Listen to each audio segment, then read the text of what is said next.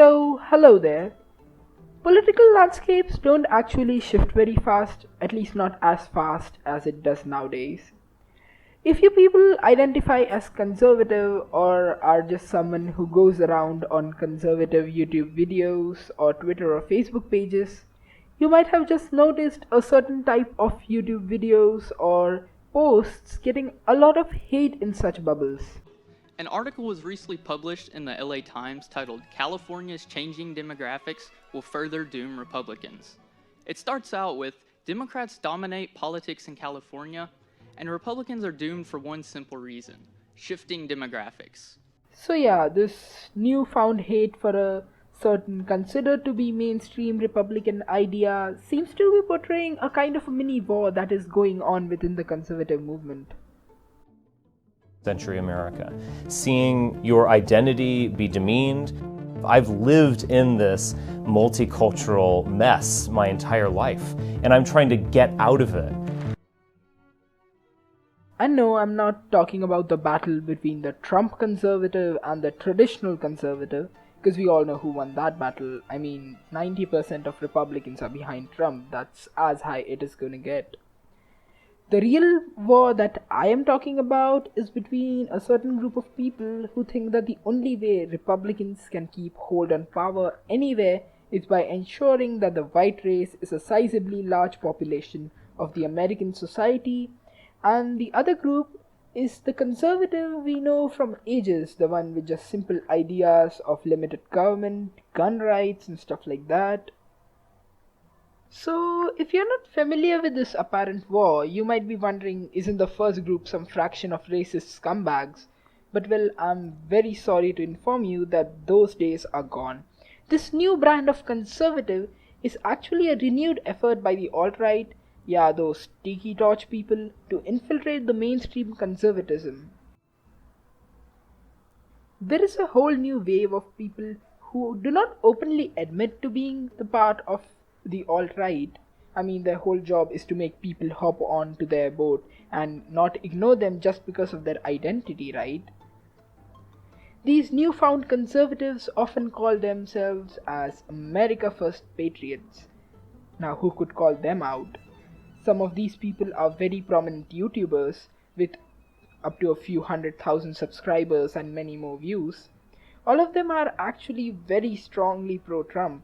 They even stand by him when all the mainstream conservatives call him out on some of his obvious mistakes. Celia. Deemed Conservatism Incorporated won't admit.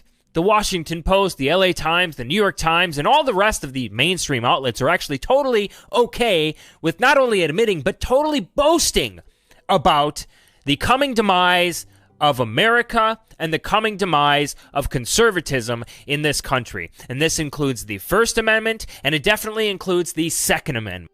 There are many new techniques these people have incorporated in what I call is somewhat a subtle brainwashing. Yes, there is fundamental difference between them and the earlier racists, and it is that they are much more subtle in their approach. Most of the time is spent on ranting about the left, the media, the corporations, the Democrats, the college campuses, and blah blah blah. Then there is also mixed in criticism, barely even founded on facts, of well-known conservative figures, a person whom you would think of as a conservative. Such people might be referred to as neocons. There is actually a whole lot that differentiates them. A lot of them actually call themselves true Christians too. These people seem to have a special loathing for Israel. Well, what could be the reason behind that? Anti-Semitism. They think that US should not be an ally of Israel, and also they continue to push some BS about US's calister. Generally, what many of these people refer to as elitist, globalist, and a whole bunch of other stuff is, well, not tough to guess. The Jews. Apart from their special distinction of Jews from the white race, there is much more they stand for. Iran is going to expand. And to me, this highlights the fundamental issue in our foreign policy, which is that you have the neoconservative establishment comprised largely of Jewish Zionists. They are actually very non-interventionist. While there is certainly nothing wrong with being non-interventionist, They would actually like to see US stand aloof in the world. They also seem to have a very deep affinity for some period in the past, which they considered to be the golden era of America. Take a guess which period that would be. To be fair to these people, they do not even care about conservatism. They are just vehemently anti-government just because they think that welfare state wouldn't actually work in a diverse society. They would have you to believe that crimes are at an all-time high, and while Donald Trump is doing a great job from the White House, the reason for unemployment and wage stagnation is of course mass immigration. They love to fearmonger about the cultural wars, as do general conservatives online. But by far the biggest trope of these people seem to be the support they have gotten from traditional Republicans due to their grave concern about demographic change. Sounds racist on the surface? Try to follow this line of reasoning. Immigrants vote overwhelmingly for Democrats. Most of these are non-white. Black voters also overwhelmingly vote Democrat, and so do the Jews and all other minorities. What about the Asians? Well, they are no longer swing voters, they say. So who is the one who determines the elections? Well, of course, it is the whites. They are only swing voters. And what are their dreams?